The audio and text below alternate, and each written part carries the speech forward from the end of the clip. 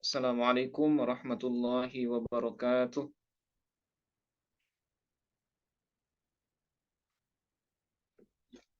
Bismillahi walhamdulillah. Wassalatu wassalamu ala rasulillah. Wa ala alihi wa sahbihi wa mawalah. Wa la hawla wa la quwwata illa billah. Ashhadu an la ilaha illallah wahdahu la syarikalah. Wa ashhadu anna muhammadan abduhu wa rasuluh. Alladhi la nabiyya ba'dah.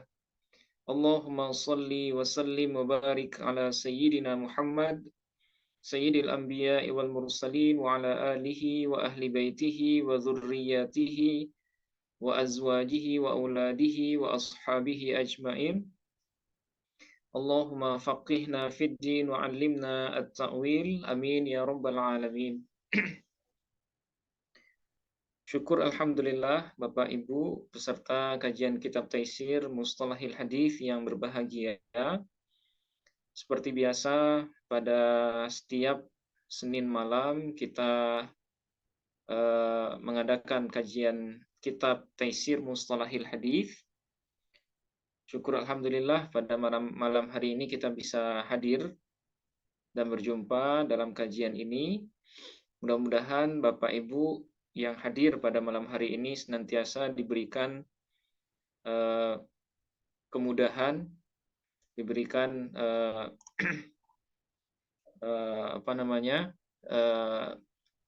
hal-hal yang positif oleh Allah Subhanahu wa taala dalam kehidupannya, dan juga termasuk dalam memahami bahasan-bahasan terkait dengan ilmu hadis yang insya Allah sebentar lagi akan kita lanjutkan. Ya, seperti biasa Bapak Ibu, sebelum kita mulai, mari kita awali kajian kita pada malam hari ini dengan sama-sama membaca Ummul Quran Al-Fatihah. Kita niatkan semisal pahalanya buat segenap orang tua, para guru, dan semua orang yang sudah berjasa dalam kehidupan kita. Bismillahirrahmanirrahim. Ila hadratin Nabi Mustafa Muhammadin sallallahu alaihi wasallam wa ala alihi wa ahli baitihi wa dhurriyyatihi wa azwajihi wa auladihi ajmain. ثم إلى جميع إخوانه من الأنبياء والمرسلين والأولياء والشهداء والصالحين والصحابة والتابعين وتابع التابعين والعلماء العاملين والمصنفين المخلصين وجميع الملائكة المقربين.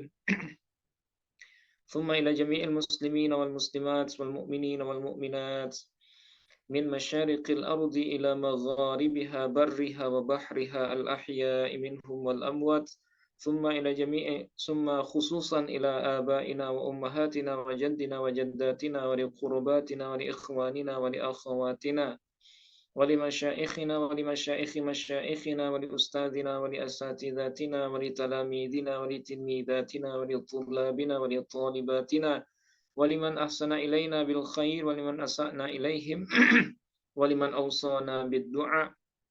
ونخص خصوصا إلى مؤلف الكتاب الشيخ الدكتور محمود الطحان، وكذلك لشيخنا المرحوم كياي علي مصطفى يعقوب، وكذلك لجميع مدرسنا ومعلمنا في هذا الفن، نفعنا الله بهم وبعلومهم في الدارين آمين. لنا ولهم جميعا الفاتحة. أعوذ بالله من الشيطان.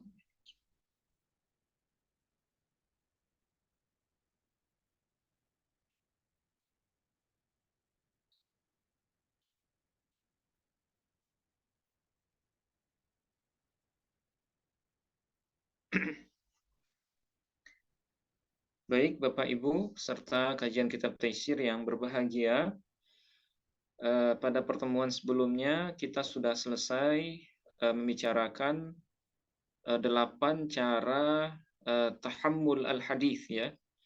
8 cara periwayatan hadis yang secara kualitas itu berurut, ya, mulai dari yang paling bagus sampai yang kualitasnya paling bawah. Nah, yang paling bagus itu adalah yang as-sama' ala lafz syekh, ya. as-sama' min lafzi syekh, mendengar langsung dari dari guru, yaitu periwayatan yang paling tinggi kualitasnya. Kemudian selanjutnya al-qira'atu 'ala syekh, membaca di hadapan guru. Kemudian ada ijazah, ya, ijazah izin untuk menyampaikan, izin untuk meriwayatkan. Kemudian ada munawalah, ya, munawalah.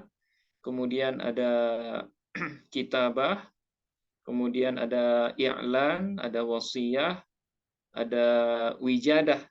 Nah, wijadah itu adalah cara periwayatan yang paling rendah kualitasnya. Nah, ada sebagian ulama hadis yang mengatakan cara periwayatan dengan wijadah itu dianggap munqati', ya. Ada yang bilang periwayatan dengan cara wijadah, wijadah itu adalah mewarisi catatan dari guru. Ya, misalnya guru sudah wafat, kemudian beliau meninggalkan tulisan tangan sendiri atau manuskrip, ya. Nah, kemudian manuskripnya itu diambil oleh orang lain atau oleh ahli warisnya,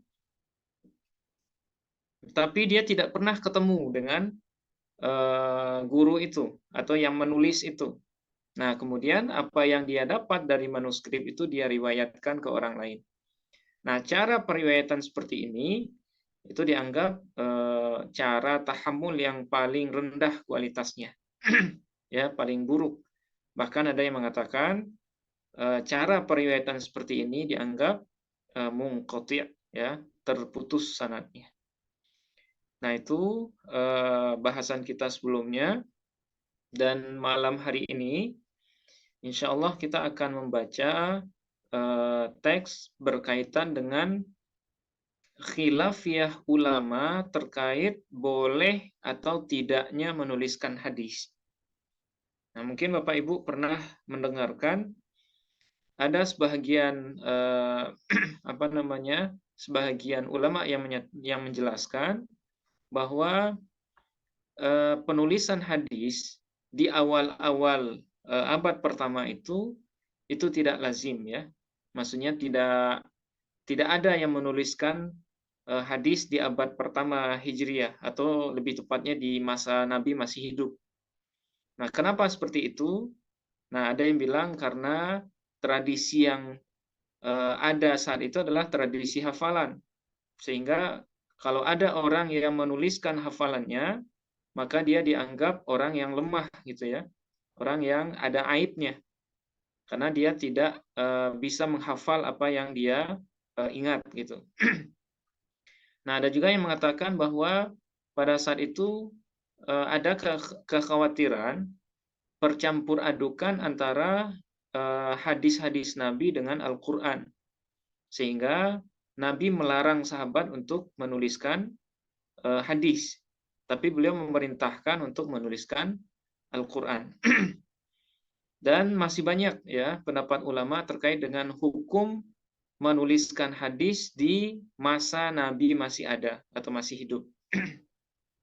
Nah, bagaimana sebenarnya kasus itu dan apa penyebabnya? Kenapa para ulama berbeda pendapat, ya, tentang hukum menuliskan hadis di masa itu? Nah, ada yang bilang itu nggak ada. Pada masa Nabi itu sudah ada penulisan hadis. Nah, seperti misalnya yang dinyatakan oleh Syekh Mustafa A'zami, ya, dalam penelitian beliau, dalam disertasi beliau, yang membuktikan bahwa pada zaman Nabi itu sudah ada sebenarnya penulisan hadis. Dan beliau membuktikan dengan beberapa sahifah, ya, beberapa sahifah atau beberapa tulisan-tulisan tangan yang ditulis langsung oleh para sahabat sebagai bukti bahwa hadis itu sudah ditulis, ya, pada masa Nabi masih ada atau masih hidup. Nah, ini sekaligus membantah argumentasi sebagian orientalis, ya, yang mengatakan bahwa hadis itu baru ada di abad kedua Hijriah. Jadi di abad pertama itu hadis itu belum ada.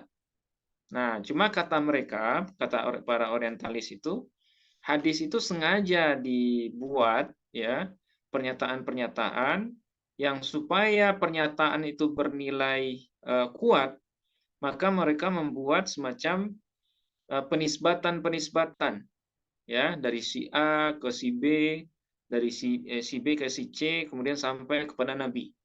Nah, tujuannya apa? Untuk melegitimasi apa yang mereka inginkan.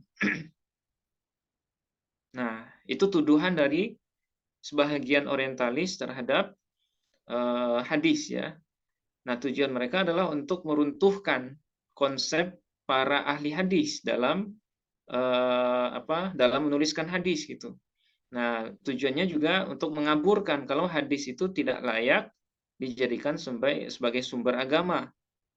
Nah, tapi argumentasi para orientalis itu dibantah oleh Syekh Mustafa Al-Azami. Nah, ini sudah lama sekali ya. Ini penelitian lama beliau tahun 70-an kalau tidak salah atau 80-an. Nah, beliau membuktikan ada manuskrip-manuskrip yang menunjukkan bahwa para sahabat itu sudah mulai menulis hadis di masa-masa Nabi masih hidup gitu ya. Masih hidup pada saat itu. Nah, beliau membuktikan ada sekitar 50-an lah, 50-an sahifah, tulisan tangan sahabat yang membuktikan bahwa hadis itu sudah ditulis pada masa itu. Nah, adapun pada abad kedua, menurut beliau itu adalah proses kodifikasi. Nah, jadi bedakan antara proses penulisan hadis dengan proses kodifikasi. Nah, kalau pada abad kedua, itu kodifikasi namanya. Kodifikasi itu adalah mengumpulkan tulisan-tulisan yang sudah ada, kemudian merapikannya dalam sebuah kitab khusus yang nantinya ada yang bernama Musnad, ada yang bernama Muwatta, ada yang bernama Sahih Jami' as-Sahih ya, seperti Sahih Bukhari, Sahih Muslim, ada yang bernama Sunan dan lain sebagainya. Nah, itu diantara perdebatan para ulama terkait dengan proses awal penulisan hadis. Nah, sekarang di kitab ini akan dijelaskan secara ringkas apa penyebab khilafiyah ulama ketika menjelaskan boleh atau tidaknya menuliskan hadis di abad pertama Hijriah atau khususnya ketika Nabi masih hidup gitu ya. Nah, langsung saja kita baca. Bismillahirrahmanirrahim. Qala al-musannifu rahimahullahu wa nafa'ana bihi wa bi'ulumihi fid dharaini amin. Al-mabhatsu tsalitsu. Ini adalah pembahasan yang ketiga. Kitabatul hadithi wa dhabtuhu wa tasnifu fihi. Nah, ini kitabatu ya, kitabatul hadithi. Yaitu terkait tentang penulisan hadis, wa dhabtuhu, proses penjagaannya, wa dhabtuhu, dan at-tasnifu fihi, ya, penyusunannya atau penulisannya. Nah, tasnif itu penyusunan kodifikasi, bisa disebut kodifikasi ya, penulisan hadis, penyusunan hadis.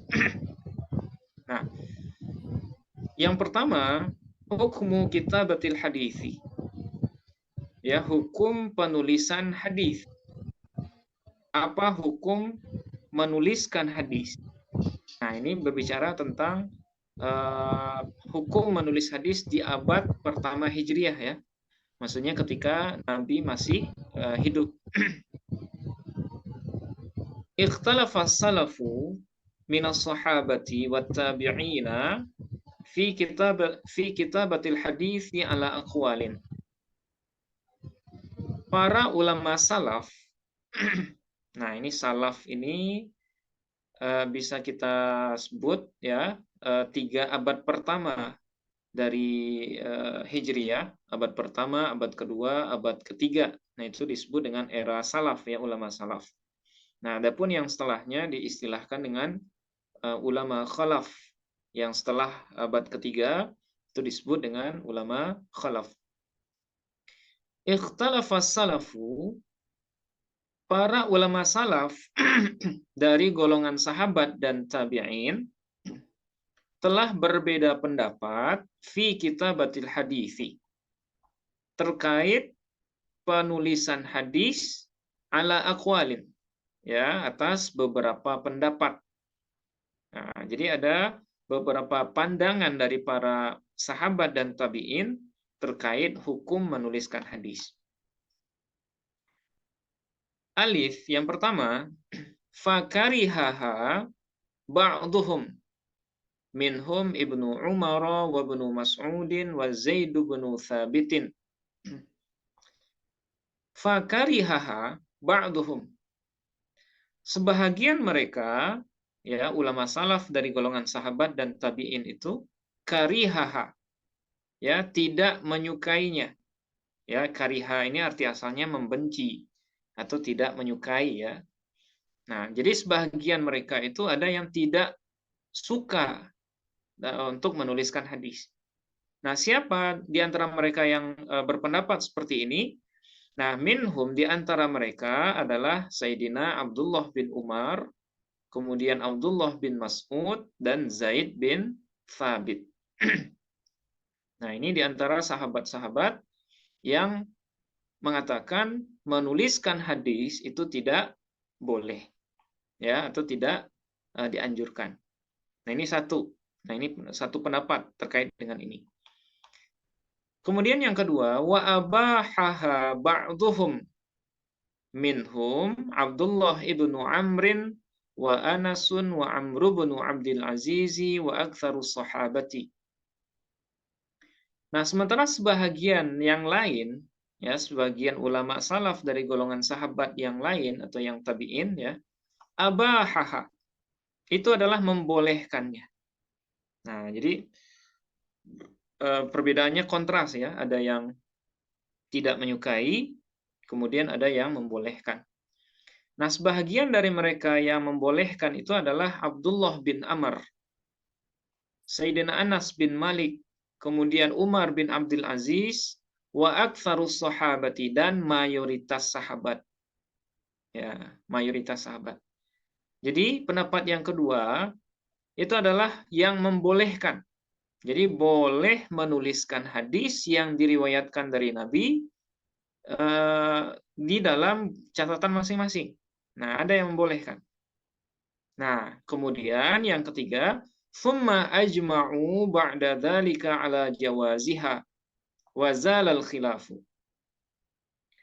Kemudian mereka, para ulama salaf dari golongan sahabat dan tabi'in, ajma'u, mereka berkonsensus, ya, mereka sepakat ba'da dzalika, setelah itu, ya, setelah adanya khilafiyah tadi, ala jawaziha, ya, atas bolehnya menuliskan hadis, wa zalal khilafu, dan hilanglah khilafiyah di antara mereka.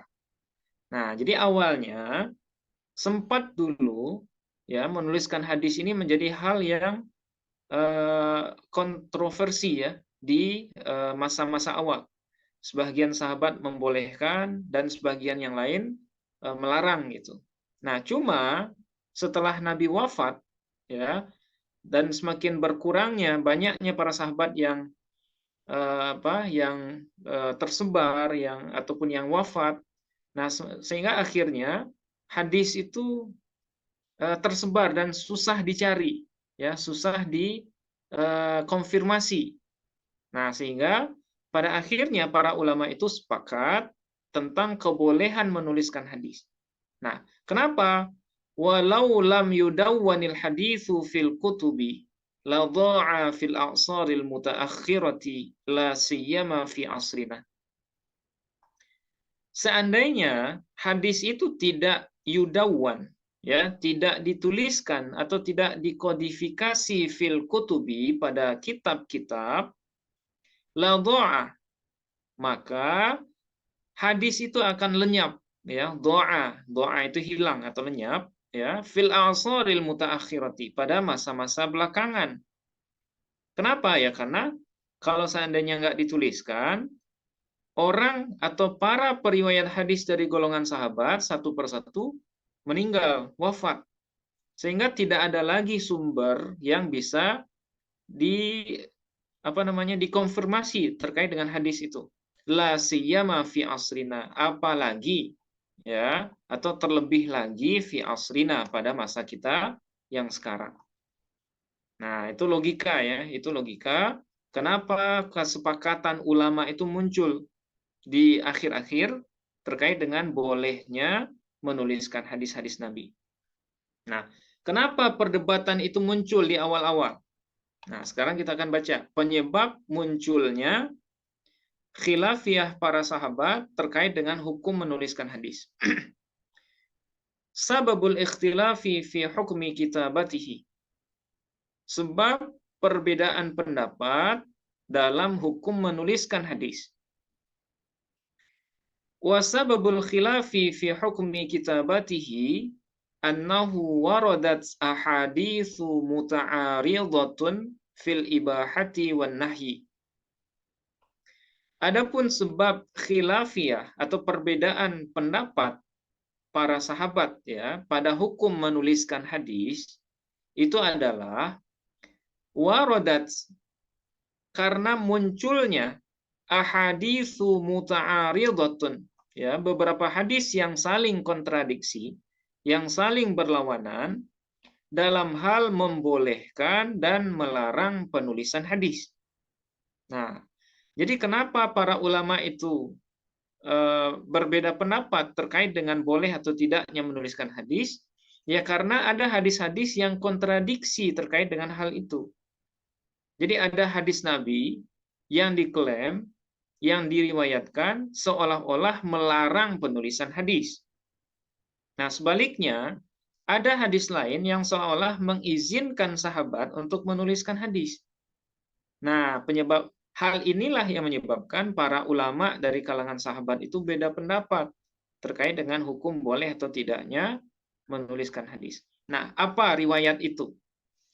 Faminha, maka sebahagian dari riwayat-riwayat yang kontradiksi itu adalah yang pertama, hadisun nahi, ya, hadis larangan. Adalah ma rawahu Muslimun anna Rasulullah sallallahu alaihi wasallam qala. Yaitu sebuah hadis yang diriwayatkan oleh Imam Muslim bahwasanya Rasulullah sallallahu alaihi wasallam pernah bersabda. Apa kata Rasulullah? La taktubu anni wa man kataba anni ghairal qur'ani falyamhuhu.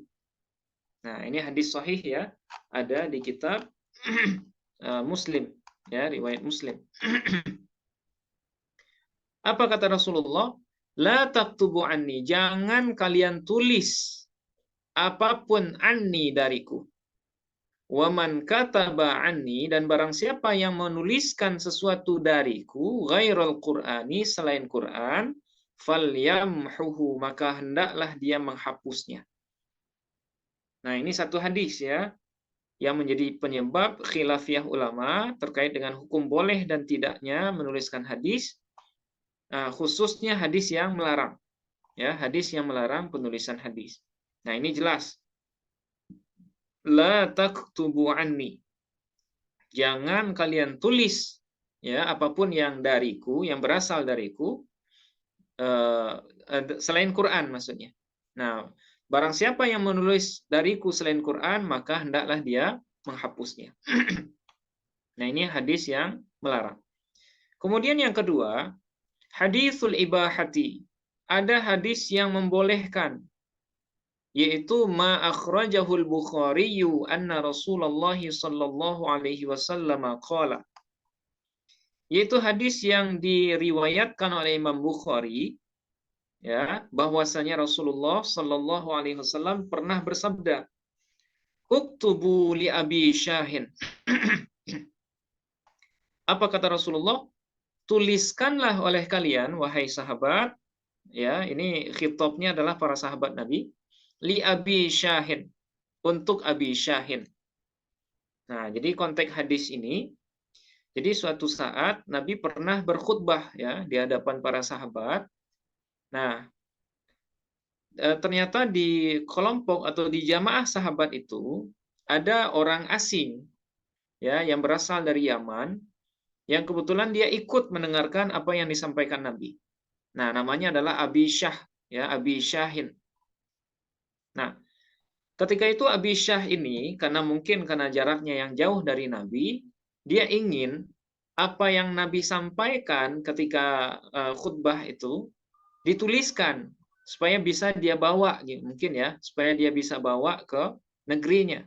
Ya, dia adalah orang Yaman. Nah, apa kata Rasulullah ketika Abi Syah ini meminta uktubli ya Rasulullah, tuliskan untukku wahai Rasulullah. Nah, itu kata Abi Syah. Kemudian Rasulullah menjawab, uktubu li Abi Syahin. Ya, tuliskanlah oleh kalian wahai sahabatku untuk Abi Syah, untuk Abi Syah ini hadis-hadisku. Nah, artinya hadis ini ya secara tersirat dan tersurat ya jelas secara zahir Nabi mengizinkan sahabat untuk menuliskan hadis untuk orang lain. Nah, ini berbeda dengan apa yang ada sebelumnya, di mana Nabi memerintahkan siapapun yang menulis selain Quran maka hapus. Nah, jelas ya, di sini ada kontradiksi. Wa hunaka ahaditsu ukhra fi ibahatil kitabati. Dan terdapat hadis-hadis lain dalam kebolehan menuliskan hadis. Minha. Nah, sebahagian dari hadis lain itu adalah al-idhnu li Abdullah bin Amrin bi kitabatil hadisi. Yaitu izin yang Rasulullah berikan kepada Abdullah bin Amr untuk menuliskan hadis. Nah, jadi dalam hal ini terlihat jelas ya, ada dua arah ya terkait dengan sabda-sabda Nabi yang tentang hukum menuliskan hadis. Yang pertama Nabi melarang, kemudian yang kedua Nabi memerintahkan. Nah, inilah yang menyebabkan para ulama beda pendapat. Ini hukum menuliskan hadis ini boleh atau tidak? Nah, kenapa mereka beda pendapat? Ya karena hadisnya juga ada yang kontradiksi tentang ini.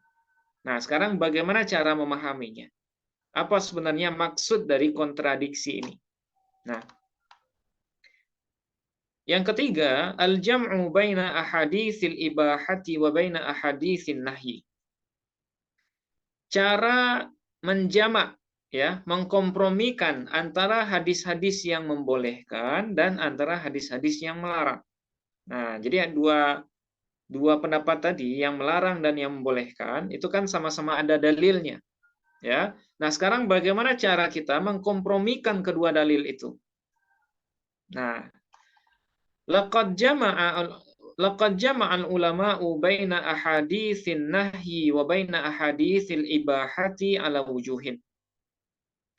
Para ulama telah menghimpun atau telah menjamak, mengkompromikan di antara hadis-hadis larangan dan antara hadis-hadis yang membolehkan ala wujuhin dalam beberapa bentuk atau pendapat. Minha, sebahagian dari pendapat itu adalah qala ba'duhum. Nah, sebagian mereka, para ulama yang menjamak hadis-hadis itu, qala ba'duhum, sebahagian mereka mengatakan, al-idhnu bil kitabati liman khifa nisyanuhu lil hadithi. Nah, maksudnya adalah izin bil kitabati untuk menuliskan hadis itu hanya liman untuk orang yang dikhawatirkan lupanya dia terhadap hadis. Maksudnya gimana? Izin yang diberikan Nabi kepada para sahabat, sebagian sahabat itu khusus hanya bagi mereka yang dikhawatirkan lupa dengan riwayat yang dia hafalkan. Nah, sehingga Nabi memberikan izin khusus kepada mereka untuk menuliskan hadis. Nah, itu kesimpulan dari ulama yang menjamak hadis ini. Nah, wan nahyu liman aminan nisyana. Sementara larangan menuliskan itu khusus bagi orang yang aman dari lupa. Nah, kalau sahabat yang ingatannya kuat, itu Nabi melarang. Kamu nggak usah nulis hadis. Cukup Quran saja. Karena Nabi tahu, ya, karena sahabat ini adalah orang yang ingatannya kuat. Nah, itu makanya Nabi melarang. Tapi bagi sahabat yang ingatannya kurang kuat atau khawatir lupa terhadap apa yang dia riwayatkan, maka Nabi mengatakan, tulislah, silahkan tulis. Nah, gitu. Wa khifa alaihi ittikaluhu alal khatti idza kataba. Dan dikhawatirkan alaihi terhadap orang itu, terhadap sahabat itu, ittikaluhu, ya, bersandarnya ia terhadap tulisan idza kataba, apabila dia tuliskan. Nah, jadi ini kesimpulan dari ulama yang mencoba mengkompromikan kontradiksi antara dua hadis di atas. Ya, jadi mereka menyimpulkan izin yang diberikan Nabi khusus bagi orang yang dikhawatirkan lupa. Tapi bagi mereka yang kuat ingatan, nah Nabi melarang atau Nabi mengatakan jangan kamu tulis apapun dariku kecuali Quran. Karena Nabi tahu ya sahabat itu ingatannya kuat. Nah, itu ya, itu cara kompromi hadis yang pertama oleh sebagian ulama. Kemudian yang kedua, waqala ba'duhum. Sebahagian yang lain mengatakan, ja'an nahyu hina khifa ikhtilatuhu bil Qur'ani. Muncul larangan menuliskan hadis itu ketika dikhawatirkan bercampurnya hadis itu dengan Quran. Nah, itu. Kenapa Nabi pernah melarang menuliskan hadis? Karena dikhawatirkan saat itu percampur adukan antara hadis dengan Quran. Tsumma ja'al idnu bil kitabati hina umina dzalika. Kemudian muncullah izin kebolehan dari Nabi bil kitabati untuk menuliskan hadis hina umina dzalika. Ketika hal itu sudah dirasa aman ya. Nah, ketika sudah tidak ada lagi kekhawatiran percampuran adukan antara Al-Quran dan hadis, maka ketika itu muncullah perintah Nabi untuk bolehnya menuliskan hadis. Nah, itu kesimpulan kelompok yang kedua ini. Nah, jadi larangan Nabi itu ada sebabnya, yaitu khawatir bercampurnya Quran dengan hadis. Tapi ketika kekhawatiran percampur adukan itu hilang, maka dengan sendirinya menuliskan hadis itu dibolehkan. Wa ala hadza yakunun nahyu mansukhan. Dan berdasarkan alasan ini, yakunun nahyu mansukhan. Maka larangan itu jadinya mansukhan. Ya, hukumnya dihapuskan. Nah, sehingga ketika ada sebab ya yang menyatakan tidak bolehnya menuliskan hadis, ketika ada sebab itu hilang, maka yang ada adalah kebolehan. Nah, itu makanya ketika ada izin, ketika sebabnya hilang, maka otomatis Nabi mengizinkan para sahabat untuk menuliskan hadis. Nah, inilah cara mengkompromikan dua hadis yang saling kontradiksi terkait boleh atau tidaknya meriwayatkan hadis. Nah, ini yang kedua ini saya kira sangat masyhur ya, sering kita dengar di buku-buku sejarah, di buku-buku ulumul Quran dan kajian-kajian tentang hadis lainnya. Nah, itu ya, itu perdebatan perdebatan terkait dengan boleh dan tidaknya menuliskan hadis. Nah, sekarang poin yang keempat. Mada yajibu ala katibil hadisi? Apa yang wajib dilakukan oleh seorang penulis hadis? Nah, jadi kalau seandainya ada orang penulis hadis, maksudnya periwayat hadis yang menuliskan hadis, nah apa yang harus dia lakukan? Ya, dan ini juga tetap berlaku bagi kita sekarang. Seandainya ada di antara kita yang menulis karya tulis ilmiah, misalnya skripsi, tesis, ataupun disertasi, ataupun jurnal, nah ini juga termasuk ya. Ini termasuk, walaupun ada di antara aturan-aturan penulisan itu dikait dengan aturan-aturan lembaga. Tapi ini secara umum ya, bagaimana adab kita dalam menuliskan hadis Nabi. Nah, yang bagi ala katibil hadisi ayyusrifa himmatahu ila dhabtihi wa tahqiqihi syaklan wa naqtan yu'manu ma'ahuma al-lubsu. Nah, ini la'alla shawab bacanya al-lubsu. Yang bagi seharusnya seorang penulis hadis, ya, seorang penulis hadis atau orang yang meriwayatkan hadis kalau konteksnya di zaman dahulu, ayyusrifa himmatahu, bahwa mengerahkan dia himmatahu, himmahnya atau perhatiannya, ila dhabtihi, untuk menjaga hadis, wa tahqiqihi, dan memastikan tulisannya, syaklan wa naqtan, baik harkat dan titik. Nah, ya, baik harkat ataupun titik. Yu'manu ma'ahu al-lubsu, yang aman, ya, maksudnya yang dirasa aman, ma'ahuma, bersama harkat dan titik itu al-lubsu, kesamaran atau sesuatu yang tidak jelas. Nah, jadi bagi orang yang berkeinginan menuliskan hadis, ini konteksnya dalam periwayatan, ya, dia harus menjelaskan, ya, tulisan itu ada titiknya, ada harkatnya, ya. Kenapa? Supaya orang setelahnya, orang yang membaca tulisan hadisnya itu tidak salah paham, ya, tidak terjadi al-lubsu. Nah, al-lubsu ini artinya kesamar-samaran atau sesuatu yang tidak jelas. Nah, sehingga membuat orang salah paham terhadap apa yang dia tuliskan. Oke. Wa yushkilal mushkila, dan hendaknya, ya, seorang katibil hadis itu mensyakali hal-hal yang muskil, ya, mensyakali maksudnya memberi syakal, memberi harkat, al muskila, kata-kata yang muskil, kata-kata yang gharib, kata-kata yang jarang didengar. Nah, itu hendaknya dikasih syakal. La siyama asma'a al-a'lami, terlebih lagi nama-nama tokoh atau nama-nama perawi.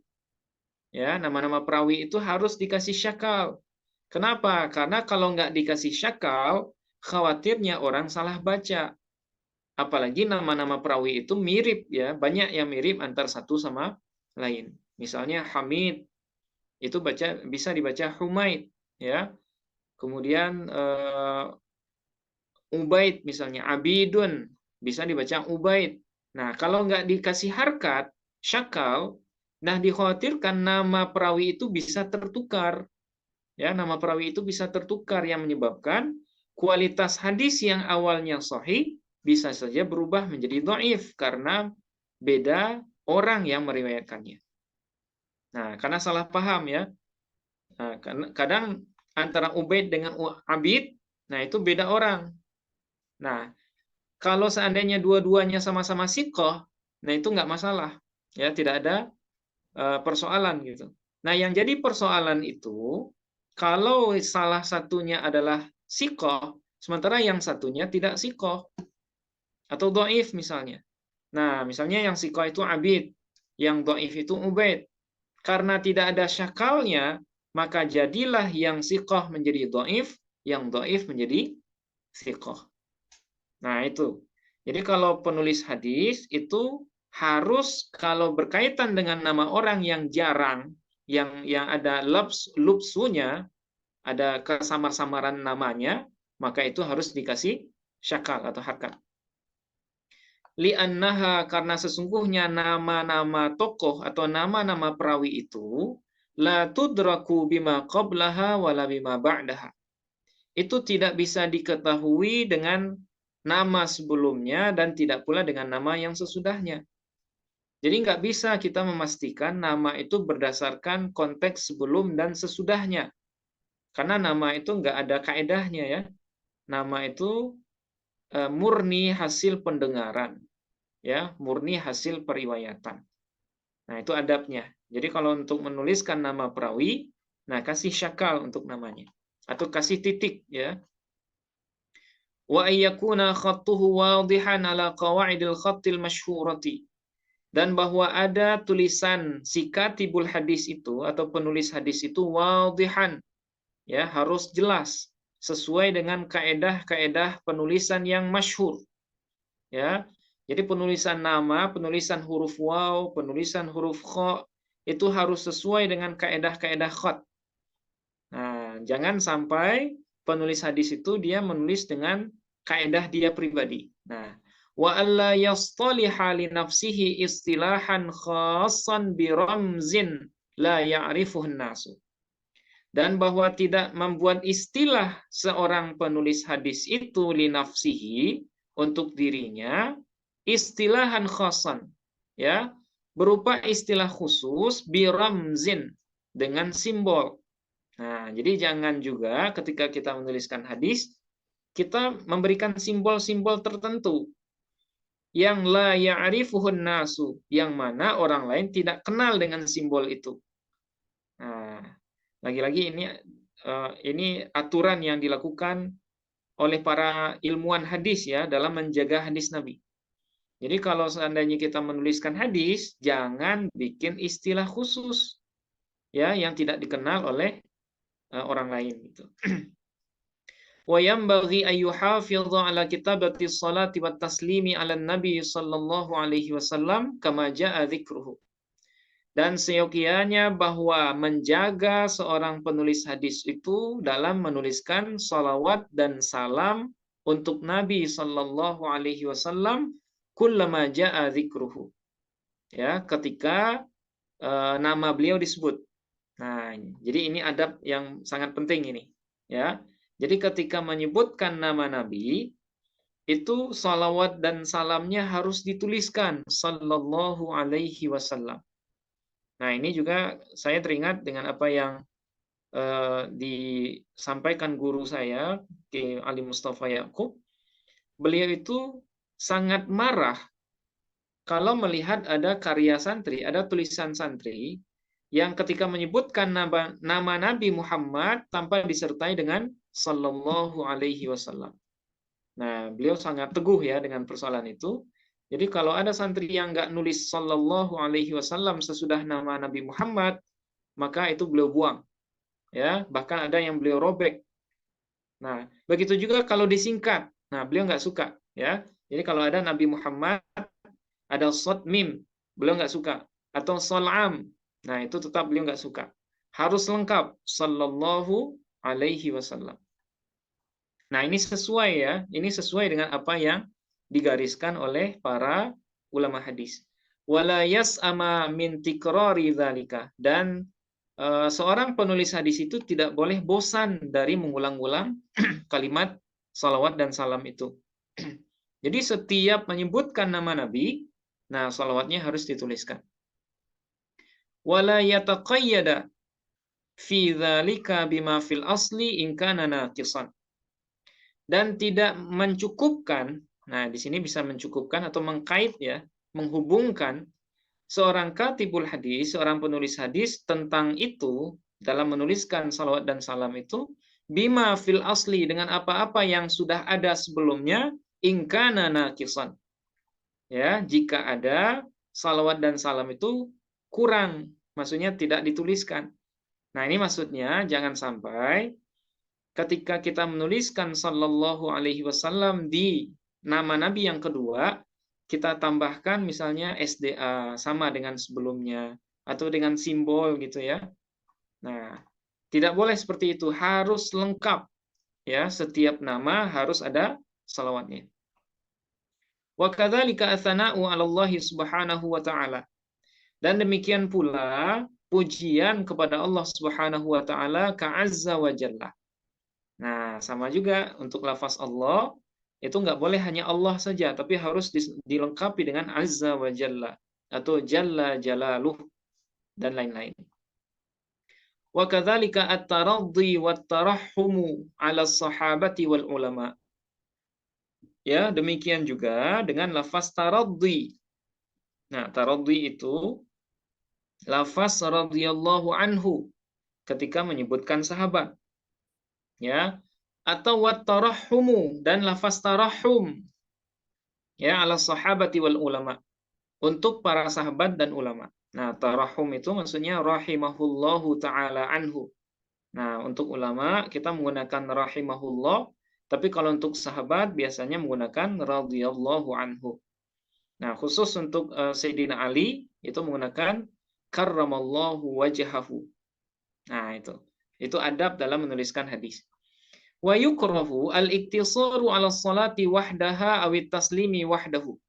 Dan dimakruhkan mencukupkan salawat saja atau salam saja.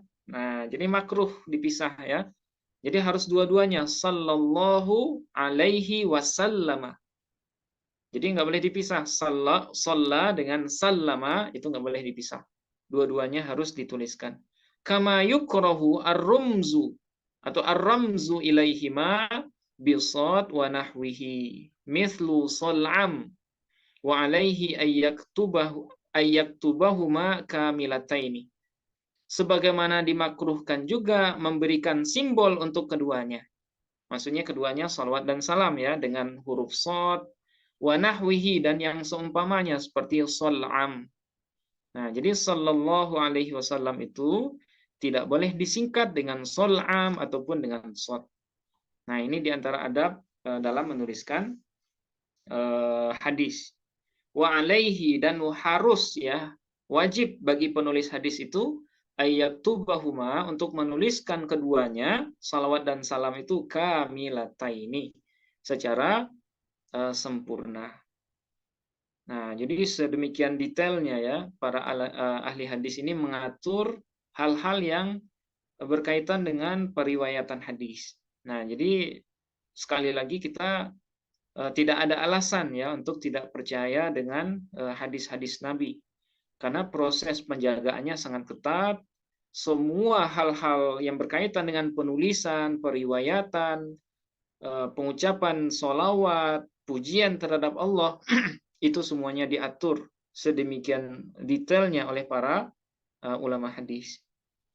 Nah, mungkin sampai di sini Bapak Ibu bahasan kita pada malam hari ini.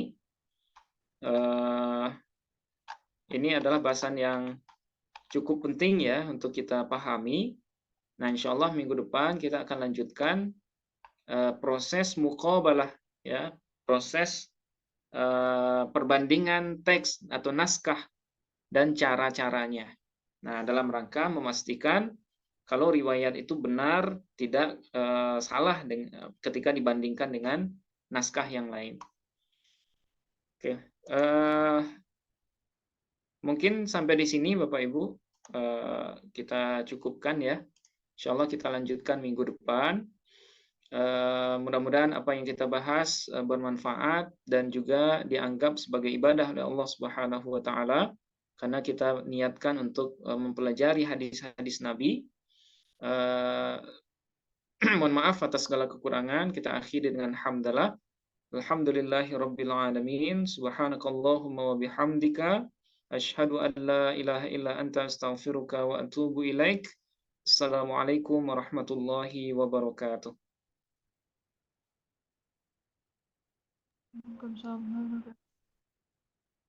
Oke, mohon izin duluan Bapak Ibu.